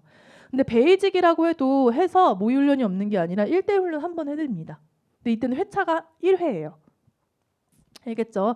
그래서 베이직은 1대1 모의 훈련이 1회차로 이렇게 들어가는 거고 대신에 이게 1회차가 이게 나쁘지는 않은 게 뭐냐면요. 이제 다른 학원 같은 경우에는 1대1 훈련이라고는 하지만 선착순으로 받거든요. 그러니까 선착순이 끝나면은 모의 훈련은 못 받는데 저는 의무로 진행해줘요. 그러니까 무조건 한 번 해준다는 거예요. 선착순이 아니라. 알겠죠? 그렇게 좀 차별점이 있고요. 이게 프리미엄하고 이제 베이직의 가장 큰 차이점이고요. 그리고 이제 관리를 또 어떻게 해드리냐. 관리 방안을 좀 말씀을 드리자면은 이거는 베이직하고 프리미엄 공통이에요. 관리는. 관리 방안은 베이직하고 프리미엄 공통인데 스터디 관리 해주는데 저는 참고로 스터디를 할 때 직렬별로 스터디 안 해요. 저는 무조건 혼합으로 합니다. 혼합이 좋아요. 혼합이 무조건 도움될 거예요. 후기 나중에 합격 후기 살펴봐도 혼합이 도움이 됐어요라는 후기가 되게 많아요. 그 이유가 뭐냐면 여러분들 그러니까 예를 들어서 제가 보통 최소 4명에서 최대 8명으로 이렇게 진행을 하고 평균적으로 6인 1조 이렇게 해주거든요. 근데 만약에 6명이다. 한 조에 6명이다 하면 2명은 같은 직렬, 둘 이렇게 같은 직렬 할 거예요. 그래서 둘 행정직, 둘 뭐 우정직, 둘 세무직 이런 식으로 묶어요. 제가 뭐 혼자만 세무직 이렇게 있긴 하지 않고 직렬이 조금 한 2분은 있도록 제가 해주거든요. 근데 이렇게 여러분들이 직렬별로 섞여 있을 때 좋은 점이 뭐냐면은 여러분들 5분 발표 같은 거 할 때 보통 정부 부처 사례 이런 거 얘기를 많이 작성을 하잖아요. 후속 질문으로 그 지원자가 제시한 뭐 정책 개선할 방안 무엇이 있냐 이거 지금 작성한 거 말고 개선 방안 또 얘기해봐 이런 게 후속 질문에 나와요. 그럼 이 개선 방안 같은 거 얘기할 때 우리가 벤치마킹이라는 걸 좀 생각을 해봐야 돼. 벤치마킹은 뭐예요? 타 부처에서 시행하고 있는 우수 벤치마킹. 그거 우리 부처 시행하자. 되게 잘하고 있던데 그 벤치마킹사를 어떻게 할 수 있어요? 스터디 다른 직렬 같이 공부하면서 그 각 뭐 세무직에서 가장 우수사례, 우정직의 우수사례 이런 식으로 공유하면은 벤치마킹할 거 보여요. 이런 식으로 할 수 있기 때문에 좀 생각보다 도움이 되게 많이 되고요. 그리고 상황형 같은 경우에도 직렬별로 이제 주제가 나오지 않는다고 했잖아요. 통합이라고 했잖아요. 그래서 여러분 작성하면서 피드백도 잘할 수 있고 또 직렬 통합의 장점이 뭐냐면은 그 약간 경쟁 심리가 많이 없어요. 무슨 말이냐 단합이 좋아요. 왜냐하면 행정직끼리 묶여져 있잖아요. 그러면 이렇게 생각해. 내가 얘를 같은 조에 만날 수도 있어. 그러면서 은근히 경쟁해서 그 조의 운영이 끈끈하지가 않아요. 근데 제가 저희 작년 수강생의 전원 합격한 그 조별로 전원 합격 케이스가 되게 많았거든요. 근데 그걸 이유를 살펴보면은 그 단합력이 되게 좋았어요. 엄청 좋았어요. 막 서로 어느 정도였냐면은 제가 뭐 이렇게까지 했는데 그 제가 작년에 이제 이관한 친구가 있었어요. 한 명 이제 국가직하고 지방직 이관한 친구가 있었는데 국가직 가긴 했는데 그 친구가 자기가 공부할 때 조장이었거든요. 자기 경험사를 그냥 다 무조건 조원들에게 배포. 뭐 근데 그거 좀 부담스러울 수 있어요. 그 잘했다는 거 아니에요. 뭐 꼭 그렇게 하는 건 아닌데 제가 이 친구 얘기를 왜 하냐면 그 친구는 약간 마인드가 이랬던 것 같아요. 어차피 직렬 다르고 행정직 있지만 그 수험 번호가 좀 떨어져 있어서 만날 일이 없거든요. 참고로 그 여러분들 조 배정될 때 오전조 오후조 배정될 때 그 순서가 수험 번호예요. 참고로. 그래서 조도 멀으니까 우리는 만날 일이 없고 면접관도 달라. 그게 너무 베이스에 깔려 있어서 같이 공유해서 같이 잘 보자. 그게 너무 강해서 다 공유하고 그리고 스터디도 뭐 일주일에 주 3회 몇 시부터 몇 시까지 딱 정하고 조장이 대표적으로 수험생들이 조원들이 어려워하는 거 저한테 갖고 와서 저한테 다시 한번 피드백 받고 이게 너무 잘 됐어요. 근데 사실 그 친구를 대표적으로 얘기를 하겠지만 그 친구만 잘했던 게 아니라 그 각 조가 대부분이 그랬어요. 정말. 그래서 결과가 좀 좋지 않았나. 그분들이 너무 열심히 해줬기 때문에 그래서 한 번은 오전에 수업을 했는데 밤 10시까지 집을 안 가는 거예요. 근데 끝까지 남아서 이런 분들 되게 많았고 그래서 기억이 되게 많이 나는데 되게 단합력이 좋았다. 그래서 그런 좀 장점이 있습니다. 그리고 이 조 스터디 관리할 때 제가 조장을 뽑거든요. 근데 조장 다 하기 싫어하는 거 저 알아요. 너무 잘 알아. 대신 제가 혜택을 주죠. 조장 혜택을 줍니다. 조장들은 따로 단톡방을 파서 조장 관리 제가 해드릴 거예요. 조장 특별 혜택이죠. 뭐 조장인데 보통 특별 혜택이라고 하는데 제가 선택을 하게 해요. 이제 개인이 좀 궁금한 걸 봐드리는 게 좋느냐 이렇게 하는데 보통은 그런 것보다 조원들이 같이 어려워하는 거를 같이 피드백을 받으려고 하더라고요. 그래서 조장님들만 따로 훈련을 좀 해드리기도 하고 그리고 조장님들만 또 조장님이 어려워하는 걸 좀 따로 봐드리기도 합니다. 그래서 그렇게 봐드리면 또 조장님들이 자기가 피드백 받은 거를 또 조원분들에게 다시 공유를 해요. 이게 선순환입니다. 순환이 되게 좋아요. 그래서 너무 조장 안 하려고 하지 마시고요. 조장 생각보다 혜택이 좋을걸요. 그래서 조장 하시면 혜택 좋으니까 그렇게 조장도 좀 해주셨으면 좋겠어요.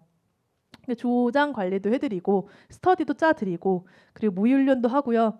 그리고 제가 공식적으로는 베이직은 1회가 의무 모의훈련이고 프리미엄은 6회가 모의훈련이에요. 공식적인 거 이건 의무사항입니다. 제가 여러분들에게 해드려야 되는 의무인데 이벤트가 또 있어요. 근데 이벤트는 제가 몇 회를 할지 얼마나 할지 솔직히 몰라요. 그때 상황각 봐야 되는데 작년에도 그랬어요. 오늘 저녁에 그냥 이벤트 하나 할까요? 하면은 밤 10시부터 11시까지 줌 이러면 갑자기 줌 다 들어와.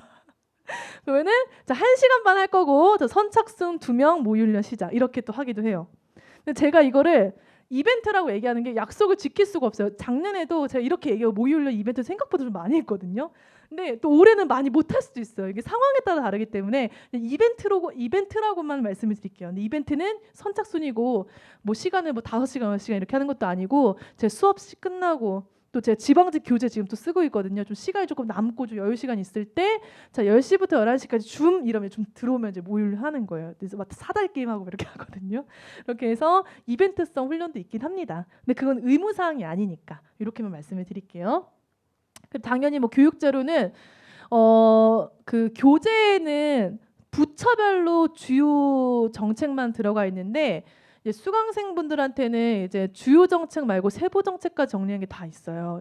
2023년도 버전으로 그 자료 다 드릴 거고 직렬별 전공 자료, 이론 자료, 기출 다 있습니다. 당연히 다 드릴 거고요.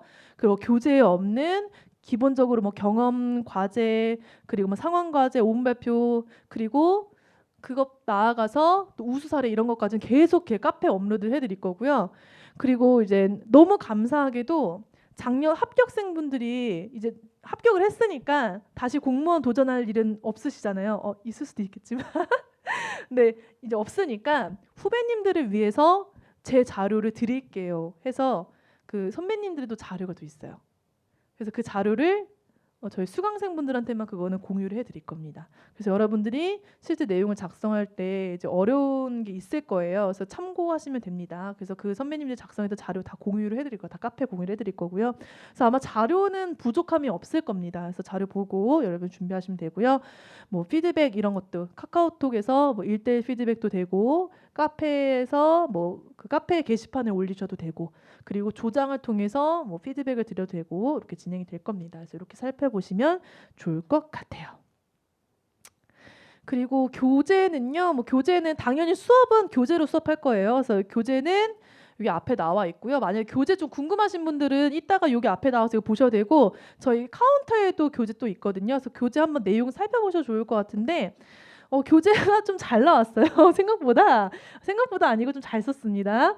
자랑은 아니지만 진짜 잘 썼어요. 그래서 여기 첫 번째 파트 1이 국가직 9급 2에서 5개년 기출 분석이고요.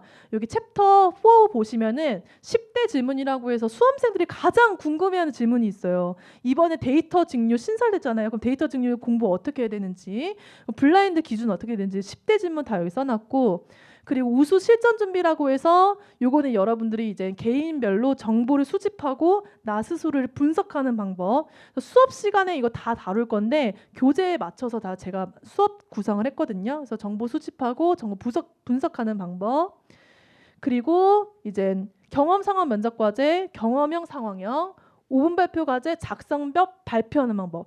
발표하는 방법에서는 스크립트까지 있어요. 그래서 이거 살펴보시면 되고 개별 면접도 마찬가지로 이제 경험형 후속, 상황형 후속, 5분 발표 후속 이렇게 나와 있고 마지막으로 이제 공직 지식, 부처별 핵심 정책, 직렬별 5개년 기출 이렇게 다 들어가 있습니다.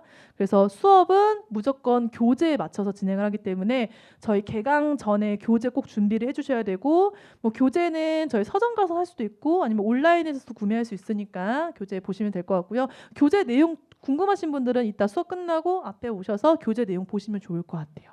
보시면 좋을 것 같습니다. 네, 이제 4시가 넘었네요. 되게 빠르게 진행을 했는데 이제 마지막으로 이제 끝나기 전에 이거 하나 설명을 좀 드리고 할게요. 제가 작년에 이 얘기를 했어요. 탈감작 훈련을 한다. 이게 무슨 말이냐면은 왜 그런 거 있잖아요. 갑자기 내가 면접을 보다가 한 번도 보지 않았다가 이렇게 예를 들게요. 만약에 제가 지금 학교를 다니고 있는데 남들 앞에 서는 걸 되게 어려워해요. 막 부끄러워하고 스피치하는 것도 어려워하고 근데 갑자기 발표를 하라고 싶으면 되게 불편하잖아요. 마음적으로.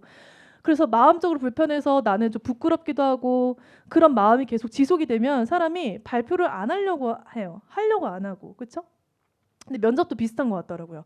여러분들이 필기시험을 오랫동안 봤기 때문에 갑자기 나와서 발표를 하고 5분 발표를 하고 그리고 내가 발표한 내용을 바탕으로 질의응답을 말하는 게 되게 어려운 상황이라는 거 제가 100% 알고 있어요. 여러분 계속 공부만 많이 하셨잖아요. 아닌가요? 아닌가요? 그래서 너무 잘 알고 있어요. 여러분 심리 상황이 어떤지. 그러니까 평상시에 말을 잘하셨던 분들도요. 필기시험 오래 공부하면은 말이 잘 안 나온대요. 생각보다. 그걸 알고 있는 그래서 면접이 너무 두렵고 막 어렵고 심지어 모의 훈련하다가 막 눈물 펑펑 흘리고 막 이런 분들도 있는데 이 탈감작이라고 하는 게 반복 노출이거든요. 반복적으로 노출하면 무뎌진대요. 그래서 제가 여러분들에게 얘기할 수 있는 거는 제가 프리미엄이든 베이직이든 의무적으로 제가 해야 될 건 당연히 다 해드릴 거고 여러분들이 조금 뭔가 두려움이 있을 때 제가 계속 옆으로 코칭하고 훈련 많이 해드릴 테니까 여러분들은 참여만 많이 해주셨으면 좋겠어요. 그리고 여러분들 심리적으로는 나는 면접에 진짜 자신이 없어. 난 면접 못해. 힘들어. 이런 사고가 있는 거 너무 잘 아는데 이제는 그런 거 조금 비워두시고 많이 반복하고 노출이 되면 자연스러워진다라는 생각을 바탕으로 훈련 많이 해주세요. 저도 많이 봐드릴 거고요. 스터디에서도 조장님이 많이 봐주세요. 훈련 많이 하세요. 근데 조장님이 너무 부담스러워하면 안 되는 게 뭐냐면 조장이 너무 다 끌고 가려고 하면은 조장도 나중에 힘들어서 지치거든요. 그래서 조원분들도 많이 잘 따라 주셔야 돼요. 그래서 훈련 많이 하면 여러분 생각보다 면접 되게 자신감 있게 볼 수 있다. 라는 거 꼭 제가 강조해드리고 싶고 참고로 제 모의 훈련 스타일이 안 그러려고 하는데 정말 무섭대요. 안 그런 것처럼 보이죠? 저도 안 그런 것 같은데 제가 그래서 운다니까요. 어떤 여자분들은 항상 꼭 한 2명은 나오는 거예요. 항상 눈물 한번 터지고 남성분들은 뭐 이렇게 무서울 것 같아 이러다가 생각보다 장난 아니네. 약간 이런 합격 후기 보시면 있어요. 합격 후기 적나라하게 써놨어요. 저는 다 뻥인 줄 알았는데 정말 장난 아니더라고요. 이렇게 후기를 많이 남겨주세요. 근데 제가 일부러 그러는 건 절대 아니고요. 좀 미리 얘기를 하지만 제가 저도 수업 시간 되게 재밌게 하려고 하는데 좀 뭔가 집중을 하잖아요. 사람이 이렇게 집중을 하면 제 표정이 좀 굳어요. 제가 좀 이렇게 또 눈매가 이렇게 올라 날카롭잖아요. 그래서 제가 하면은 앉아서 이렇게 보면은 이렇게 하면 제가 봐요. 근데 이게 또 약간 웃기긴 한데 되게 진지하게 하니까 너무 무섭나 봐요. 수험생분들이. 그래서 무서워서 울고 제가 분위기가 약간 험악하니까 또 더 긴장이 된대요. 그래서 결론적으로 뭐냐? 그래서 면접을 잘 봤다. 왜냐면 면접관님들 선생님만큼 아니던데? 선생님만큼 아니던데요? 저 되게 편하게 봤어요. 그래서 오히려 그게 도움이 많이 됐다라는 후기가 되게 많았어요. 그래서 오해하지 마시라고 미리 조금 제가 양해를 좀 부탁드리고요. 그래서 제가 올해에는 좀 컨셉을 잡으려고 해요. 이제 여러분들도 컨디션이라는 게 있잖아요. 뭐 여러분들도 만약에 오늘 모의 훈련하는 날인데 오늘은 여러분들 컨디션이 너무 안 좋아. 아파. 그러면은 아픈 날에 제가 더 막 강압적으로 하면 더 마음적으로 힘들 거 아니에요. 그래서 제가 버튼을 드리려고 해요. 자, 1번 버튼 친절하게. 2번 버튼 좀 압박 강압적으로. 그래서 2가지 버튼 드리면 여러분 앉아서 이렇게 저 오늘 1번 버튼 하겠습니다. 그럼 제가 최대한 웃으면서 면접 모의 훈련을 봐드리고요. 자, 오늘은 2번 버튼 누르겠습니다 하면 제가 최대한 압박해서 거의 눈물 콧물 쏙 빼놓을 정도로 제가 타이트하게 모의 훈련을 하려고 합니다. 올해는. 그래서 여러분들의 컨디션에 맞춰서 제가 맞춰드릴 테니까 너무 걱정하지 마시고 참여하고 훈련만 많이 해주세요. 그럼 분명히 좋은 결과 있을 거예요. 네, 그렇습니다. 네, 오늘 무료특강은 여기서 마무리를 하면 좋을 것 같고요. 혹시 무료특강 마무리하기 전에 마지막 혹시 뭐 질문사항 혹시 있으실까요? 네. 네. 네. 네, 맞아요. 공안직에는 검찰직이 포함이에요. 그래서 제가 세부 직렬은 제가 카페에 다 올려드릴게요.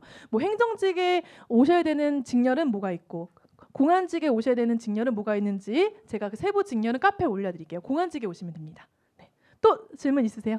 네. 정규직이요? 죄송해요. 전기직이요. 네, 기술직.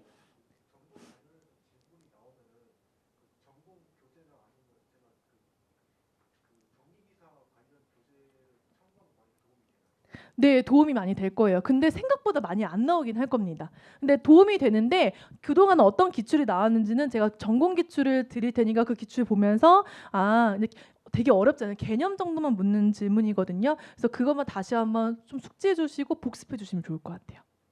알겠죠? 네. 많이 안 나올 거예요. 전기직은 거의 안 나와요. 네. 전공이 좀 많이 나오는 직렬 세무 세무는 좀 많이 나오고 보호직도 전공과 같은 질문 좀 나오긴 해요. 보호직도 좀 나오고요. 그러니까 이렇게 생각하면 단일부처는 조금 나온다. 단일부처는 좀 많이 나오는 편이다. 다수부처는 상대적으로는 많이 안 나온다. 하지만 상대적일 뿐 안 나오는 건 아니다.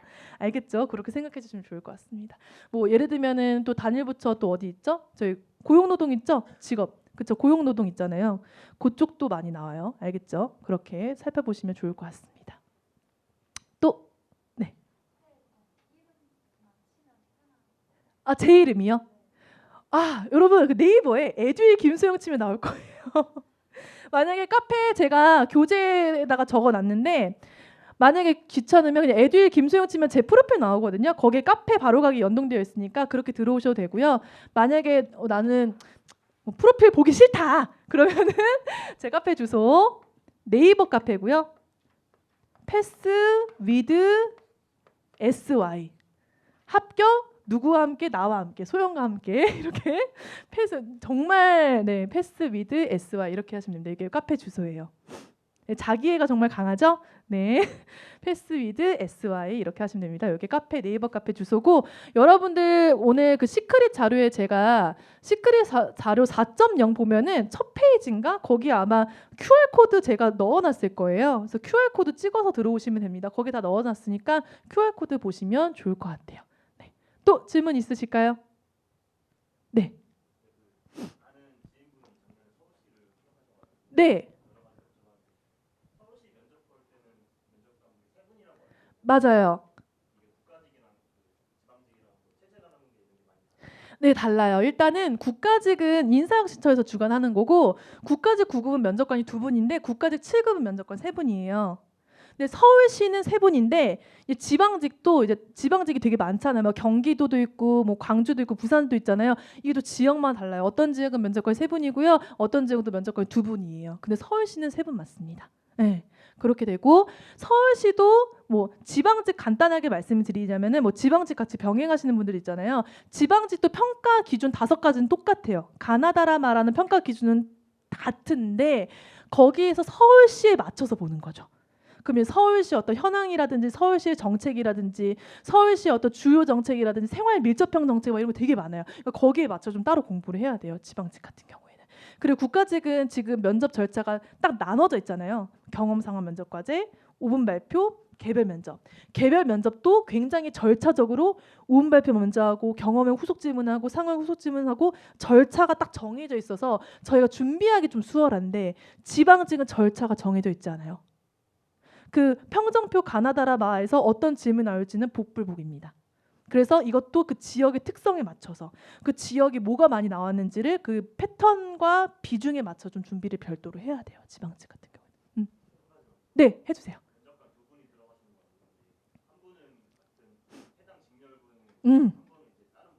맞아요, 맞아요. 그게 좀 설명을 드리자면 일단 국가직 9급에서 면접관 어떤 분들이 들어오시면 이렇게 세 번으로 생각하시면 돼요. 인사혁신처 그리고 외부 교수 그리고 공무원인데 여기 세 분이 돌아요. 그러니까 예를 들어서 어떤 분은 인사혁신처하고 외부 교수가 들어오실 수도 있고 어떤 직렬은 인사혁신처하고 공무원이 들어오실 수 있어요. 근데 여기서 말하는 공무원이라는 거는 보통은 단일 부처예요. 그래서 만약에 내가 세무직에 지원했다 그러면 인사혁신처 이렇게 들어올 가능성이 되게 높아요. 근데 만약에 일반 행정직이다 그러면은 요렇게 들어올 확률이 높고 그런 식으로 케이스가 나눠집니다. 그래서 보통 여기서 말하는 공무원은 단일 부처 공무원이 좀 많아요. 그래서 후기를 살펴보면 단일 부처는 그 부처에 관련 질문이 되게 많이 나오는 경우가 많아요. 그 부처에 대한 이해도를 묻는 질문 보통은 그런 분들은 이분이 많이 던지시죠. 그래서 역할을 조금 나눠드리자면 그 후기를 살펴보면은 골고루 질문을 많이 하긴 하는데 유독 질문 많이 하시는 분들이 있어요. 제일 많이 하는 질문 분이 인사혁신처입니다. 그래서 인사혁신처 분의 역할이 뭐냐면 보통은 아까 그 평정표 가나다라마 있다고 했잖아요. 보통은 가에 관련된 질문 좀 꽤나 많이 해요. 가 공무원으로서 정신 자세 가장 기본. 그리고 뭐 인성 역량 이런 거 많이 물어보고 만약에 단일 부처 공무원이 들어왔다, 만 세무직 공무원이 들어왔다 이러면은 이분은 이제 나에 관련된 질문을 좀 집중적으로 많이 물어보죠. 그래서 부처 공부 제대로 안 하면 나중에 면접관이 실제 그런 거 없는데요라고 반박할 수도 있어요. 반면에 공부를 세부적으로 많이 하면 내가 모르는 것까지 알고 있네요. 이렇게 피드백을 주는 경우도 있었어요. 그래서 단일 부처는 공부 되게 잘해야 되고요. 그래서 이렇게 진행이 되고 외부 교수님들 같은 경우는 이제 전공을 우리가 생각을 해요. 근데 이제 되게 많잖아요. 그래서 그 공무원에서 면접관의 기준이 뭐냐면 제가 공기업 면접관으로는 들어가긴 하거든요. 공무원은 제가 안 들어가 봤는데 보통 면접관 공무원 면접관으로 외부 교수를 채용할 때 기준이 뭐냐면은 행정직 교수 무슨 말인지 알겠죠? 행정직 교수, 만약에 전기직이면 그 전기 분야 교수가 면접관으로 들어올 수 있는 기준이 돼요. 근데 그건 어디까지나 기준인데 만약에 제가 만약 행정직 교수예요. 그래서 저는 행정직 교수니까 당연히 일반 행정직 면접으로 들어가겠죠. 제가 들어가는 게 원칙인데 만약에 제가 일이 생겼어요. 일이 생겨서 내가 지금 면접관을 못 들어간 상황이 생겨요. 내일이 면접 보는 날인데 그러면 제가 아는 지인을 불러요. 교수. 조건에 해당되는 교수. 근데 그 지인이 일반 행정직 교수가 아니라 예를 들어서 뭐 예를 들면은 뭐 그 뭐냐 예를 들어서 어디지 예를 들면 다른 직렬의 교수예요. 다른 직렬의 교수가 왔어요. 그럼 그 교수가 그냥 들어갈 수도 있는 거예요. 응, 급하게 뭐 이런 케이스도 있어요. 그래서 외부 교수님은 생각보다 그 내가 지원한 직렬과 전공이 딱 맞아 떨어지면은 그 전공 질문 하는 경우도 있지만 그래서 그렇지 않은 경우도 많은 거예요. 그래서 외부 교수님들은 일반적으로 좀 표에 있는 질문, 그 질문지에 있는 형식적인 질문을 좀 많이 던지는 분들이 외부 교수. 압박 질문을 많이 하시는 분들이 인사영수처하고 단일부처 이렇게 돼요. 왜냐면 외부 교수님들은 아무리 트레이닝을 받았어도 이 공무원의 전반적인 사항을 많이 모르기 때문에 좀 형식적인 경우가 꽤 많은 형식적으로 질문 던지고 끝나는 경우가 많아요. 오히려 압박은 인사혁신처랑 단일부처 공무원이 많이 하더라. 이렇게 생각해 보시면 좋을 것 같아요. 이해되셨죠? 또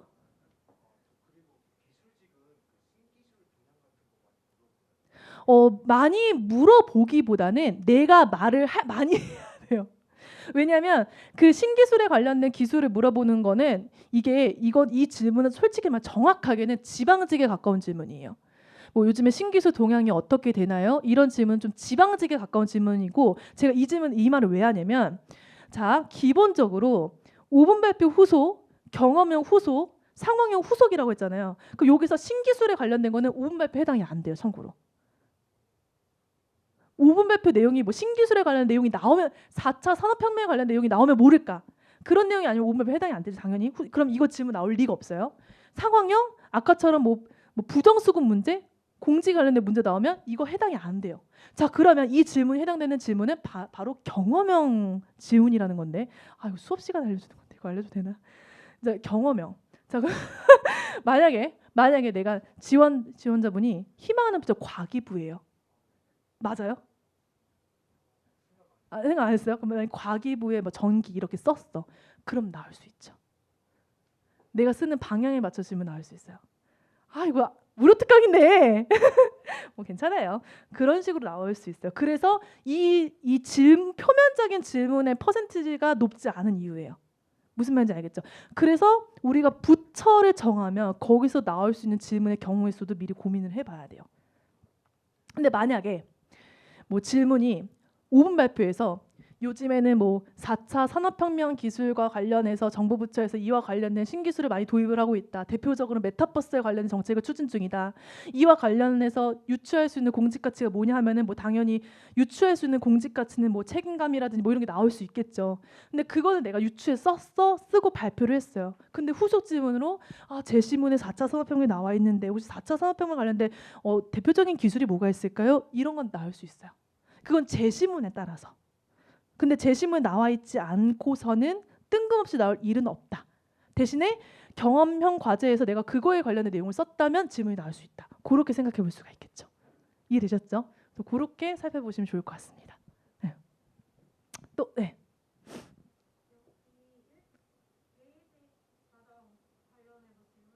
네.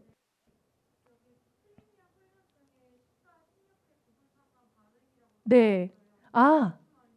이게 무슨 말이냐면은 베이직은 모의 훈련을 1대1로 제가 해주는 게 의무라고 했잖아요. 이건 제가 1대1로 의무를 봐주는데 아무래도 이제 베이직에 참여하시는 분들 중에서 그래도 다른 사람들이 좀 하고 싶은 거 보고 싶어 할 수도 있잖아요. 그래서 보는 건 가능해요. 예를 들어서 뭐 프리미엄 분들이 이제 모의 훈련하고 있을 때 저기 맨 뒤편에서 뭐 어떻게 하나 조금 보고 이런 거 참관 정도는 가능하다. 이런 얘기예요. 좋은 질문이었어요. 네. 또 다른 질문 있으실까요? 없으시죠? 네. 네, 마지막. 신청? 어떤 신청이요? 아, 강의요? 강의는 요거 오늘 끝나고 학원에서 신청하시면 돼요. 홈페이지에서 하셔도 되고 학원에서 결제하고 가셔도 되고 그렇게 하셔도 됩니다. 네, 4월 26일이 개강이니까요. 4월 26일 전까지 해주시면 되고 만약에 그 이후에 좀 만약에 결제를 하게 된다라고 한다면은 앞에 부분은 수업을 못 들은 거잖아요. 이제 그건 이제 인강으로 좀 대체를 해야 돼요.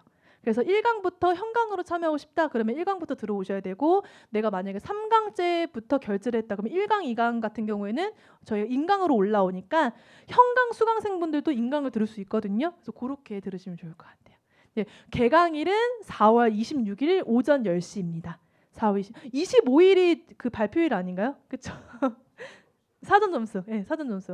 그래서 사전 점수 보면 좀 대충 보이잖아요. 그래서 26일이고 그거 말씀드릴게요. 그 사전 점수가 나오지만 필기 합격자가 완벽하게 발표된 건 아니잖아요. 그럼 만약에 미리 수강 결제를 했어요. 근데 5월 달에 합격자 발표가 떴는데 내가 만약에 떨어졌어. 그러면 수강료 전액 환불됩니다. 그래서 그건 너무 걱정하지 않으셔도 돼요.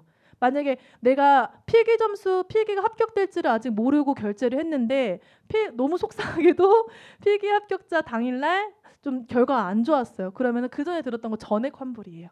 그거는 대신에 그거 확인을 받습니다. 그 수험 번호 확인합니다. 저희 학원에서. 그래서 그렇기 때문에 미리미리 조금 준비해 주셔도 좋을 것 같아요. 어차피 필기 합격자 발표 떠도 결과 안 좋으면 전액 환불 받을 수 있으니까 미리미리 준비하셔도 좋을 것 같아요. 네, 좋습니다.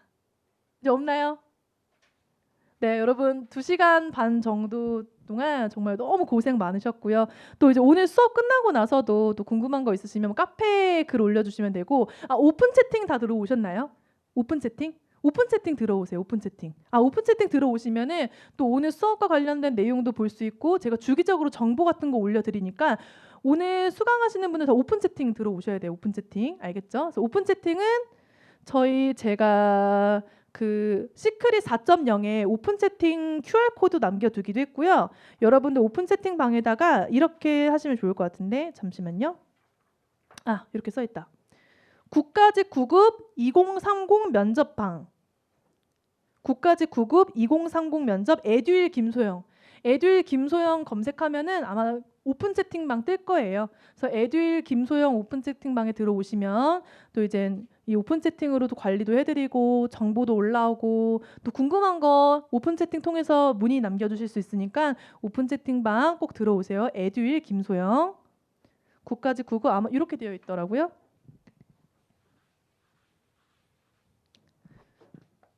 국가직 9급 이렇게 똑같이 안 쳐도 될 것 같은데 2023 면접방 에듀윌 김소영 에듀윌 김소영 이렇게 해서 오픈 채팅방 들어오시면 됩니다. 알겠죠? 꼭 들어오세요. 네, 여러분 너무 고생 많으셨고요. 자, 무료 특강은 여기서 이제 마무리하도록 하겠습니다. 여러분 수고 많으셨습니다. 수고하셨습니다. 공무원 합격! 에듀윌 합격 패스! 에듀윌 공무원 공인중개사 에듀윌 합격 패스 편입도 토익도 에듀윌 합격 패스 합격까지 초고속 에듀윌 합격 후